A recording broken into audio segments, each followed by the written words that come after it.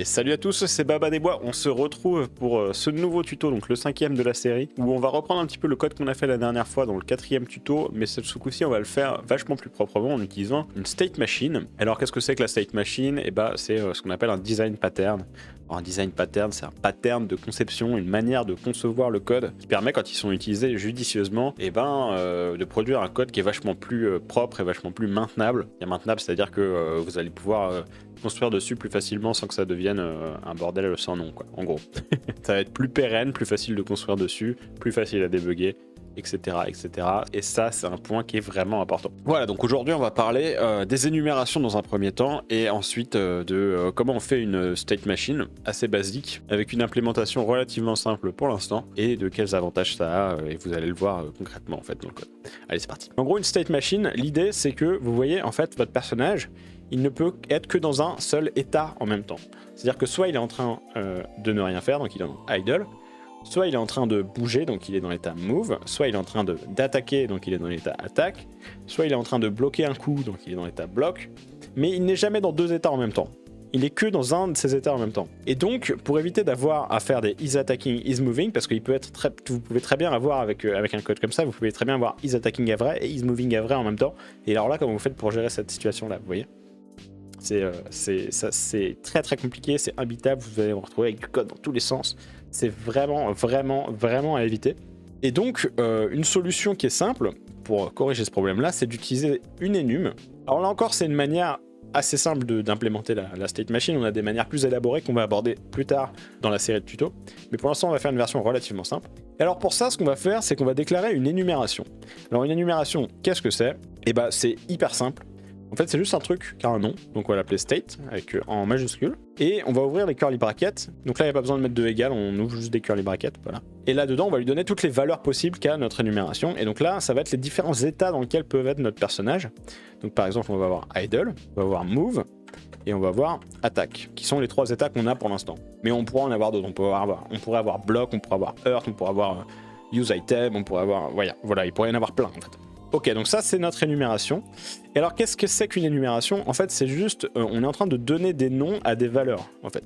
Mais en fait là ce qui se passe c'est que chacune de vos valeurs va avoir une... En fait là ce qui se passe dans une énumération c'est que chacun des membres de cette énumération, donc idle, move, attack, à chacun de ces membres va lui être attribué une valeur arbitrairement.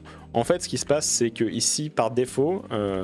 J'ai des scripts, il va lui attribuer la valeur 0, ici il va lui attribuer la valeur 1, ici il va lui attribuer la valeur 2, etc. etc., etc. Donc ça reviendrait au même que si on utilisait des entiers et qu'on disait 0, 1 ou 2 ou 3, etc. Mais simplement, maintenant vous leur donnez des noms à ces entiers. Donc ça leur donne un sens en fait. Je vais mettre en pratique tout de suite, ça sera un peu plus clair pour vous parce que ça vous paraît sûrement assez abstrait. Donc ce qu'on va faire, c'est qu'on va déclarer une variable qui va s'appeler state. Donc ça va représenter l'état dans lequel on va être. Et cette variable, on va lui donner, donc ça va être un entier. Et on va lui donner la valeur state, donc on va se référer à l'énumération, .idle. Parce qu'en fait, par défaut, votre personnage il n'est pas en train de se déplacer. Donc par défaut, votre personnage il est dans l'état idle. Et si vous étiez en train de bouger, plutôt que de mettre is moving à vrai, ce que vous allez faire, c'est que vous allez lui dire ton état ce n'est plus idle, ton état ça devient move. Et ce que ça permet de faire, c'est que votre personnage il ne peut avoir qu'un seul état en même temps. Il ne peut pas être is moving et attacking en même temps, ou is moving et hurt en même temps, etc. Il ne peut avoir qu'un seul état. Et cet état, il est représenté par la valeur de state. Donc on n'a plus besoin de is moving et is attacking maintenant. On va tout faire avec state. Et alors là, il va y avoir des petits soucis dans le code, il va nous dire is attacking est faux. Alors là, ce qu'on peut faire, c'est que du coup, plutôt que de dire is attacking est vrai, on va remplacer ça et on va lui dire state égale state.attack. Parce qu'on est en train de le mettre dans l'état attaque. On vient d'appuyer sur la touche attaque, on le met dans l'état attaque. Et donc là, on peut faire if state égale state.attack. À ce moment-là, tu vas me jouer l'animation d'attaque. Et ici, ce qu'on va faire, c'est que si on arrive là, c'est qu'on est dans l'état idle. Donc on va lui dire state égale state.idle. Et ici, on va lui dire state égale move. Donc là, maintenant, notre state, il représente dans quel état on est. Est-ce qu'on est en train d'attaquer? Est-ce qu'on est idle? Est-ce qu'on est en train de bouger? Etc. etc. D'accord. Donc is attacking, on s'en sert plus. Maintenant, il nous dit is attacking est faux. Cette variable-là n'existe plus. Donc là, ce qu'on va lui dire, c'est state égale state.idle. Parce que quand on a fini d'attaquer, on va retourner dans l'état idle. Donc là, on a la même chose qu'avant. On peut venir tester le jeu, ça va marcher. Voilà, ça fonctionne comme avant, on peut se déplacer, on peut attaquer, tout va bien. Et alors quel va être l'avantage de faire ça? Parce qu'actuellement ça nous a pas amélioré notre code, hein. Ça nous a juste... maintenant on a un peu moins de confusion parce qu'on manipule un peu moins de variables, on a plus is moving, is attacking, et on aurait encore moins de variables si on avait is hurting, enfin tous les états dans lesquels il peut être. Donc ça nous limite un peu le nombre de variables qu'on manipule, donc déjà c'est un premier avantage, mais par contre ça n'a pas rendu le code plus clair, malheureusement pour l'instant. Et alors comment on va le rendre plus clair, ce code? Et ben en fait, vous aurez pu remarquer, en fait l'animation, on veut la changer que dans 2 cas de figure. Le premier cas de figure, c'est la direction dans laquelle on est tourné a changé, parce qu'à ce moment-là, il faut évidemment qu'on change l'animation pour le mettre dans le bon sens. Et la deuxième raison pour laquelle on voudrait changer d'animation, ce serait quand notre état il change en fait. Parce que quand on passe de idle à attaque, on veut déclencher l'animation attaque. Quand on passe de attaque à move, on veut déclencher l'animation move. Donc en fait, il y a 2 raisons pour lesquelles on veut update l'animation, c'est-à-dire update, c'est-à-dire mettre à jour. Il y a quand on change d'état et il y a quand on change de direction. Ok ? Et donc avec cette idée en tête, on va pouvoir faire un code vachement plus structuré et vachement plus maintenable sur la durée. Parce que là, si vous continuez à partir dans cette direction et que vous continuez à coder de cette manière, vous allez vous retrouver avec un plat de nœuds incommensurable, absolument ingérable au niveau de votre code. Et croyez-moi, je parle d'expérience. J'ai fait cette erreur dans ma prime jeunesse de développeur. Ce que je vais faire, c'est que je vais arrêter d'update l'animation dans le input déjà. En fait, dans le input, la seule chose qu'on va vouloir faire, c'est changer la direction dans laquelle on est tourné. Donc le moving direction, le facing direction vont changer. Et on veut changer l'état, parce qu'on veut lui dire, bah t'appuies sur entrée, t'es dans l'état attaque. T'as appuyé sur une touche directionnelle, t'es dans l'état move. T'as arrêté d'appuyer sur une touche directionnelle et t'es pas dans l'état attaque, t'es dans l'état idle. Ok ? Donc les 2 trucs qu'on veut faire, c'est changer l'état et changer la direction. C'est tout ce qui se passe dans l'input. Ok, mais comment on va faire ça? Parce qu'après, ce qu'il va nous falloir pour update la direction, c'est savoir que la valeur de state a changé. Et c'est là qu'intervient une notion supplémentaire, qui est la notion de setter et de getter, la notion d'assesseur. Alors un assesseur, c'est ce que je viens de dire, ce sont des setters et des getters. Et alors pour faire ça, en fait, ce que vous pouvez rajouter, c'est après la déclaration de votre variable, vous pouvez lui mettre le mot-clé setGet, et après déclarer le nom d'un setter, on va mettre setState, et on va mettre virgule getState. Et alors qu'est-ce que je suis en train de faire ici? C'est déclarer 2 fonctions qui me permettent, la première, de changer la valeur de state, et la deuxième, de récupérer la valeur de state. Alors, je vais déclarer mes assesseurs ici, et vous savez ce qu'on va faire, c'est que je vais me mettre, ce que j'aime bien faire, c'est je vais mettre 4 dièses comme ça, et je vais me mettre assessors en anglais, c'est assesseur en anglais, et là je vais me ranger tous mes assesseurs. J'aime bien structurer un petit peu mon code comme ça, je mets d'abord les assesseurs, et je mets des petites catégories comme pour chaque type de fonction en fait. Parce que vous pouvez vite vous retrouver avec beaucoup de lignes de code. Et c'est bien quand c'est rangé parce que vous vous retrouvez facilement où est-ce que vous avez mis tel type de fonction, etc., etc. Donc là, il me dit « The setter function is undefined ». C'est parce qu'en fait, il faut que je déclare une fonction qui s'appelle setState. Donc on va faire func setState. Là, setState va attendre une valeur, on va lui donner value, et cette valeur va être un entier. Ma fonction, elle ne va rien renvoyer, donc quand une fonction ne renvoie rien, ce qu'on peut faire, c'est mettre void devant. Ça veut dire que la fonction ne renvoie rien. Et donc, ce que ça va faire, ça va juste être dire state égale value. Ok, et on va déclarer un getter qui va faire la même chose, donc func getState. Et là, ça va me renvoyer un entier, parce que ça va m'envoyer la valeur de state. On va faire return. Donc ça, ce que j'ai fait, c'est déclarer un setter et un getter. Donc ce sont des assesseurs. En fait, on appelle ça assesseur parce que ça permet d'accéder à une variable. Okay. Pourquoi je fais ça? À quoi ça sert? Parce que je pourrais très bien faire comme on a fait jusqu'ici et dire state égale ça. Mais oui, mais en fait, moi, ce que je veux, mon but, c'est de savoir quand la valeur de state a changé. Et pour savoir quand la valeur de state a changé, il faut que j'ai quelque chose qui me notifie que cette valeur a changé. Et vous vous souvenez, quand on a récupéré le signal de l'animation, là, qui me disait que l'animation s'était terminée. En fait, ce signal me permettait de notifier que l'animation s'était terminée. Bah là, en fait, c'est la même chose qu'on veut faire. On veut être notifié quand la valeur de state a changé. Et donc, en fait, ce qu'on va faire, c'est déclarer un signal. On va faire exactement la même chose qu'il y a dans Animated Sprite. Un signal qui est émis quand l'animation se termine. Bah là, on va faire un signal qui est émis quand la valeur de state change. Donc, on va se déclarer un signal, et pour ça, c'est hyper simple. On déclare signal, on met le nom du signal, donc ça va être state changed. Voilà, donc ça, c'est notre signal state changed. Et ce signal-là, il va être émis quand la valeur de state a changé.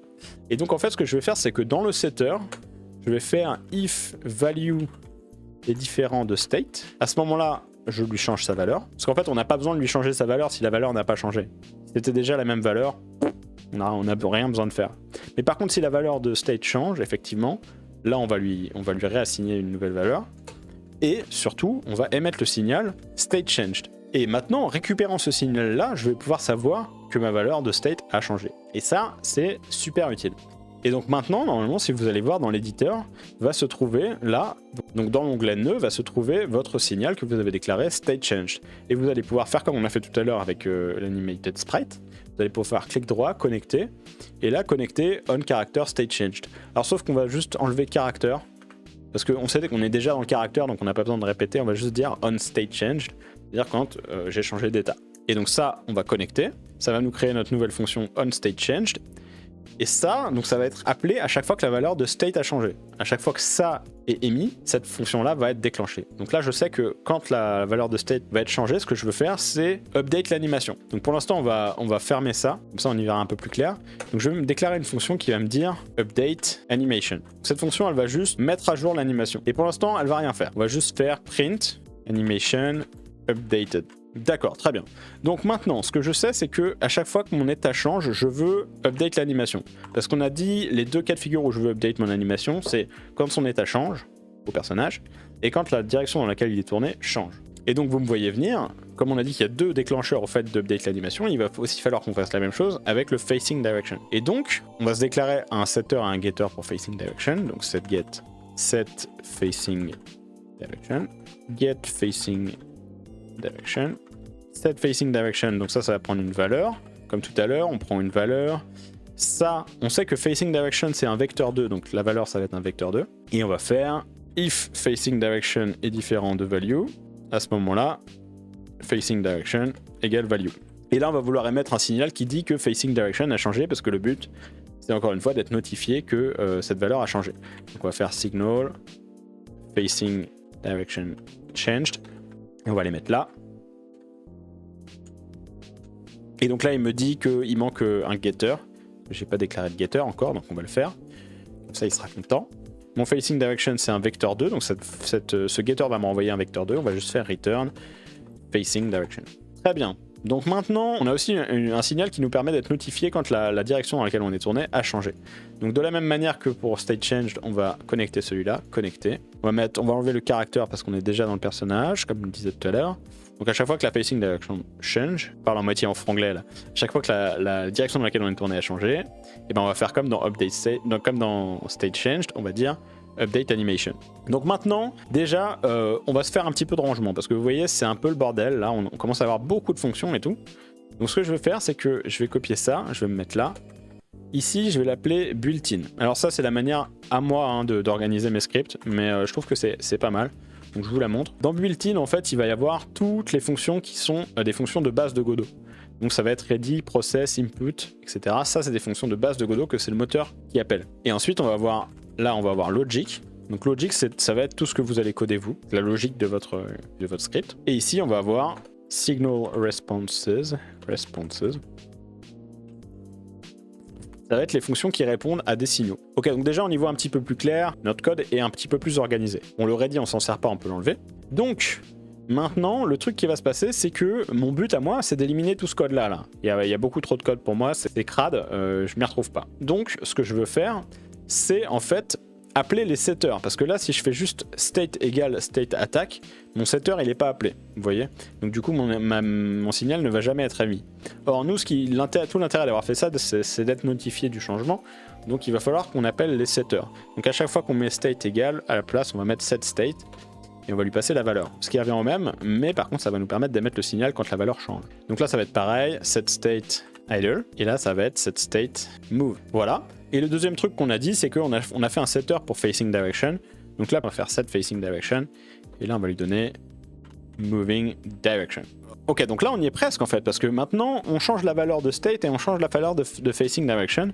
Donc en fait, tout ce qui est mettre à jour l'animation, on peut le faire assez facilement. Donc en fait, tout ça là, ça va se trouver dans update animation. Dans update animation, ce que je veux faire, déjà, on peut vérifier que le print est appelé. On peut voir, on a bien animation update qui se change, paf, et ça se change aussi quand on change d'état. Très bien. Maintenant, ce que je veux, c'est dire là-dedans, je veux changer d'animation, je veux update l'animation. Donc je veux plus le faire ici, on peut mettre tout ça entre commentaires. Donc pour mettre tout un bloc entre commentaires, vous pouvez faire CTRL-K. Voilà, donc tout ça, on va vouloir le faire dans update animation, et on va le faire en beaucoup moins de lignes de code en fait. C'est ça qui va être bien. Comment on va faire ça? C'est simple, déjà, on veut récupérer la direction dans laquelle on est tourné. Donc on veut récupérer ça, paf, ça va être là. Donc ça va être la direction dans laquelle on est tourné, c'est le nom de la direction dans laquelle on est tourné.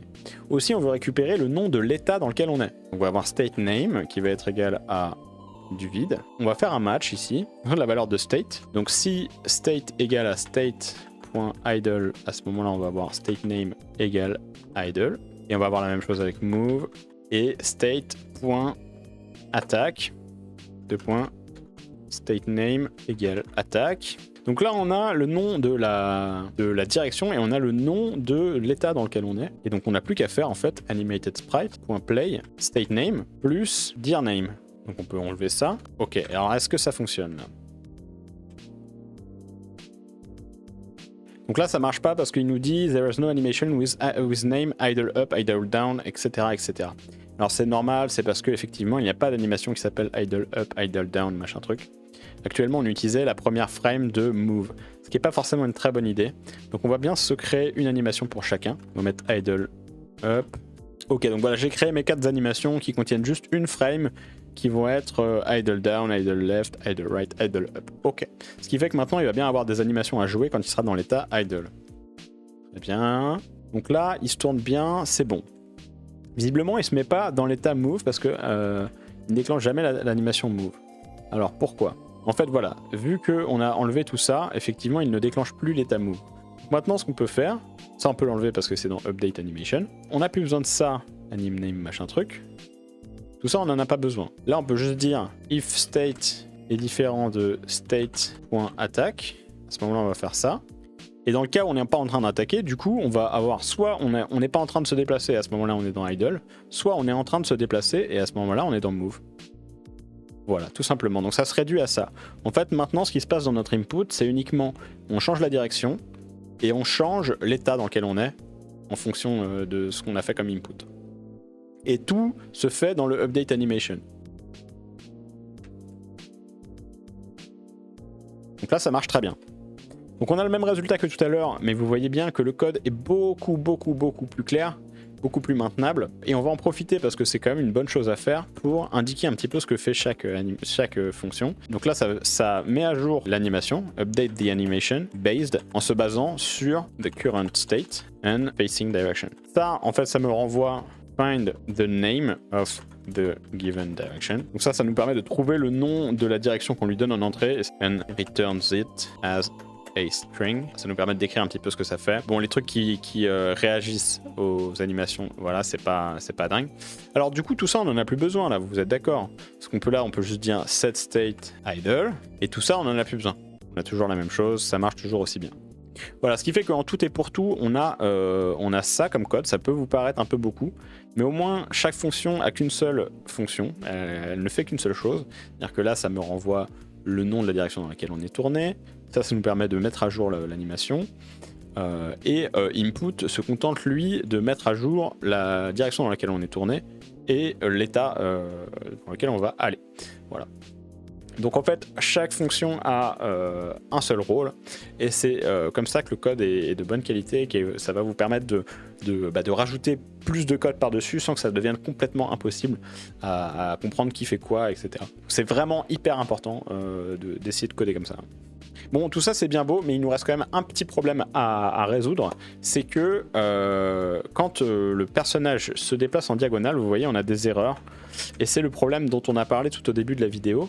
En fait, quand le personnage se déplace en diagonale, on se retrouve avec there is no animation with name move, parce que en fait notre find dir name, il nous renvoie du vide.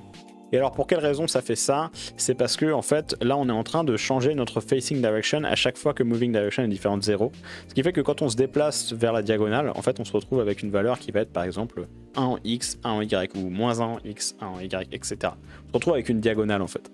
Or les diagonales elles ne sont pas dans le dictionnaire ici. Donc il faut qu'on réfléchisse un petit peu à quel est le comportement qu'on veut pour notre personnage. Comment on veut qu'il se tourne, puisque on n'a que 4 directions pour l'animation. Par contre, on a 8 directions pour se déplacer. Et ce qui me paraît le plus sensé à moi, ce serait de dire le dernier input sur lequel on a appuyé, si on appuie sur 2 inputs, si on appuie sur droite, puis qu'ensuite on appuie sur bas mais qu'on maintient le droite d'activer, ce qu'il faudrait que le personnage fasse, c'est qu'il se tourne vers la dernière touche qu'on a appuyée. Donc si la dernière touche qu'on a appuyée c'est bas, il faut qu'il se tourne vers le bas. Ok, et donc pour faire ça, en fait, il va falloir qu'on change un peu la manière dont on met à jour facing direction. En fait, on veut détecter les cas où on se déplace en diagonale. Et pour ça, c'est assez facile parce que les cas où on se déplace pas en diagonale, on a une des deux valeurs, x ou y, qui est à 0 et l'autre qui est à 1 ou moins 1. Mais dans les cas où on a deux valeurs qui sont différentes de 0, à ce moment-là, on sait qu'on est en train de se déplacer en diagonale. Et dans le cas où on est en train de se déplacer en diagonale, on veut savoir lequel des deux membres a changé en fait. Donc pour pouvoir faire ça, il va falloir qu'on se fasse un signal moving direction change. Donc on va faire un setter et un getter comme on a fait tout à l'heure pour facing direction. Donc on va avoir set moving direction et get moving direction. Donc le set moving direction, pouf, on va avoir une valeur qui va être un vecteur 2, ça va renvoyer rien. Et donc ce truc là va me dire if value est différent de moving direction. À ce moment là on va dire moving direction égale value et on va émettre le signal moving direction changed. D'ailleurs je viens de remarquer que j'ai pas déclaré que là ça ne renvoie rien. Voilà. Ok, et donc on va faire pareil avec le get moving direction. Donc on va juste faire func get moving direction. Et ça me renvoie un vecteur 2, ça return moving direction. Ok, alors pourquoi je fais ça? C'est pour pouvoir savoir quand moving direction a changé. Un petit peu comme tout à l'heure, on va être notifié au moment où moving direction change. Et donc on va se connecter son signal. Paf, on va le faire là. Clic droit, connecter. On va retirer character comme d'habitude parce qu'on est déjà dans le personnage. On va juste savoir quand son moving direction a changé. Bam. Et donc ça, quand la direction a changé. Ok, alors déjà, quels sont les cas où on ne veut pas changer la facing direction? Eh bien, il y en a deux. Il y a le cas où moving direction égale à 0. Donc, if moving direction égale 0, vecteur 2.0, pardon. Dans ce cas-là, on ne veut rien faire. Ou dans le cas où moving direction est déjà égal à facing direction. Parce qu'à ce moment-là, on n'a rien besoin de changer. Facing direction est déjà la bonne valeur. On n'a rien besoin de faire. Donc, dans ces deux cas de figure, on ne veut rien faire. Donc, ce qu'on peut faire, c'est return. Comme ça, on sort de la fonction directement. Ça nous permet d'éviter de faire ce qu'il y a ensuite. Par contre, dans tous les autres cas, on veut pouvoir faire quelque chose.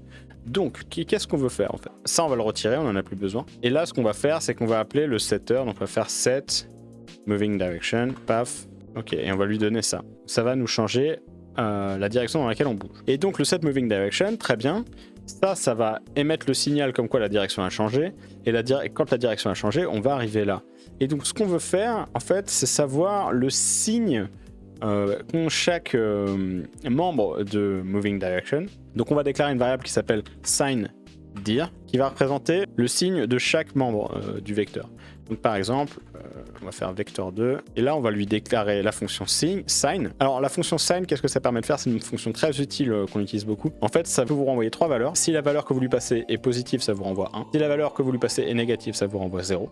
Et si vous lui passez 0, ça vous renvoie 0. Donc en fait, ça nous permet de savoir quel est le signe de la valeur qu'on lui passe en entrée. Et donc ici, en fait, je veux savoir quel est le signe de x, donc de moving direction.x, et je veux savoir quel est le signe de y, donc je vais avoir sign moving direction.y.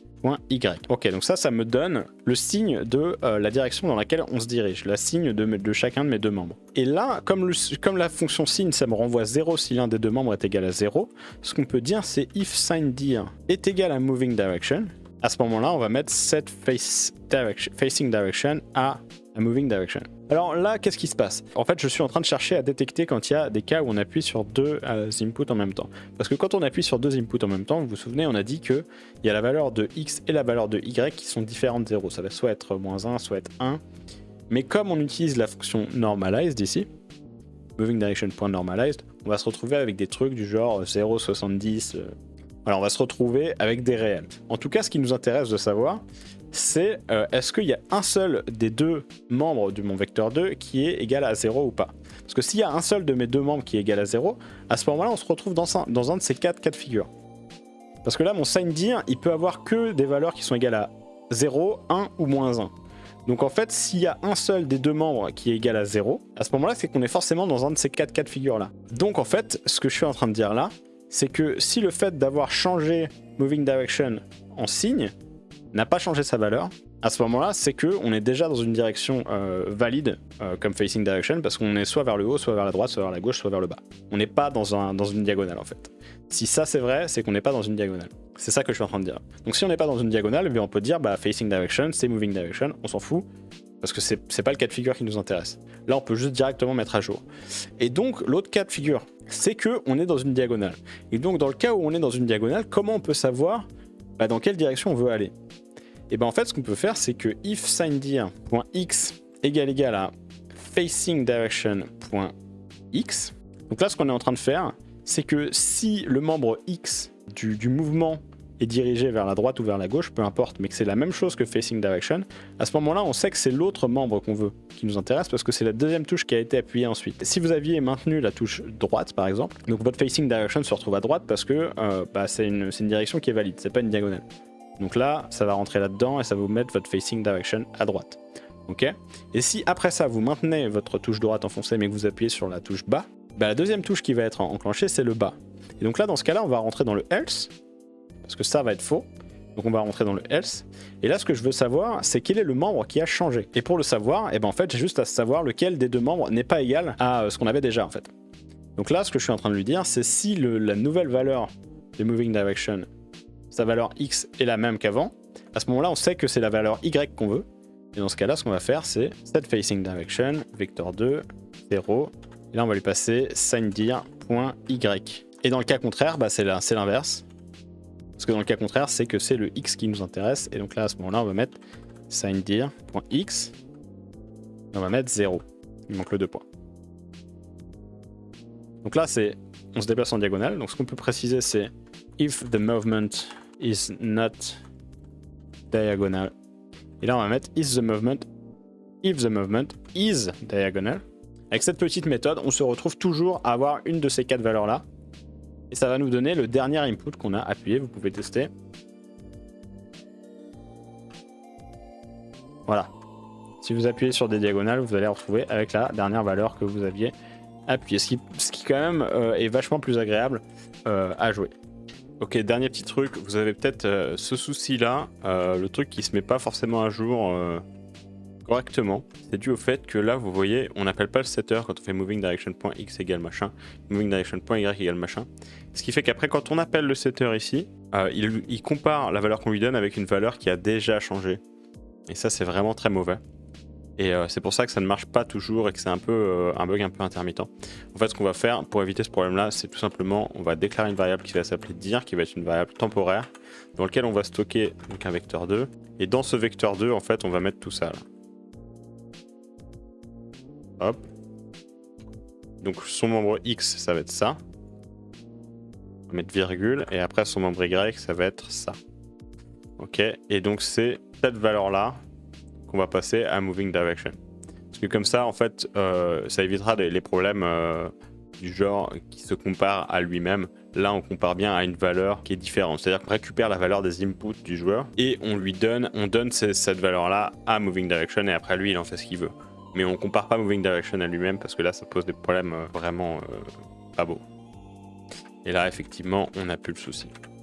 Bon voilà, c'est tout pour moi. J'espère que ça vous aura plu. C'était un petit peu chargé aujourd'hui parce qu'on avait pas mal de sujets à aborder. Mais on a fait beaucoup de progrès sur le code et sur comment le code s'organise et comment on fait en sorte qu'il reste propre. Et maintenant on va pouvoir construire là-dessus pour la suite. C'est tout pour cette fois. La prochaine fois, on va s'intéresser à comment on fait des interactions avec les objets dans notre environnement. Notamment, ce qu'on va faire, c'est casser des pots et ouvrir des coffres. On va s'intéresser à donc comment on fait ces interactions-là. Je rappelle que tous les assets que j'utilise dans cette série de vidéos sont disponibles sur le lien qui est dans la description, qui est un lien vers un asset pack que vous pouvez trouver sur le site itch.io, qui est complètement gratuit. Donc vous pouvez récupérer tous les assets gratuitement, que ce soit les pixel art ou les sons. Tout ça, c'est complètement gratuit. Vous pouvez seulement faire un don si vous en avez envie, ça vous le proposez. Vous pouvez aussi, si vous voulez, faire un don sur le Ko-fi dont le lien est ici. Ça vous permet, si vous faites un don mensuel, ça vous permet d'accéder à ces vidéos 3 jours avant leur sortie normale. Donc les vidéos sortent le vendredi soir, vous y aurez accès le mercredi soir. Et puis ça vous permet de me soutenir si vous en avez envie. Voilà, un petit dernier mot pour dire que évidemment je suis sur les réseaux sociaux, sur Twitter, sur Instagram. Je vous mets le lien dans la description. Vous pouvez aussi rejoindre la communauté sur Discord si vous voulez. Ça se passe aussi dans la description.